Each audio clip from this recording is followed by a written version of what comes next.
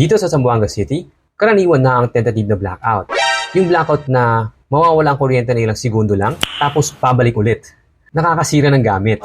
Pero ang good news, nakahanap na ako sa Shopee ng pangontra sa 50-50 blackout na yan. Ito yung AVR1200F from the brand PowerLogic. Mabigat siya guys. And that's a good sign sa build nito.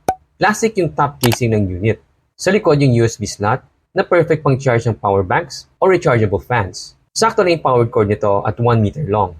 Sa bottom, bakal ng material at may allotted slots for wall-mounted setup. Ayos, di ba?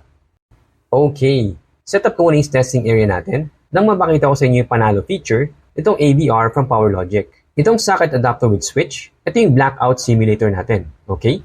So, naka-on yung socket natin with switch. On na natin ang AVR. Finally, on ka na yung SkyCat mini fan natin. Ayan, na-under na si Mini. Ngayon, kunwari, nangyari na yung di inaasahang blackout. So, syempre, off nang sabay si AVR at si Mini fan. Then, kunwari ulit, bumalik yung kuryente after just 3 seconds. Tignan nyo kung paano handle ng PowerLogic AVR yung pagbabalik ng kuryente. Nakita nyo ba yung pangyayari?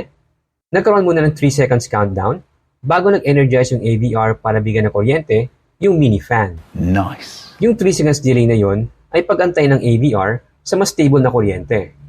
Ang resulta, protektado yung gamit na nakaplug sa PowerLogic AVR. Sa paulit-ulit na blackout dito sa Zamboanga City, itong PowerLogic AVR ang proteksyon ko laban sa mapaninang blackout. Dahil dito, mas may peace of mind ako na may alagay yung mga gamit ko dito sa bahay laban sa epekto ng panay blackout.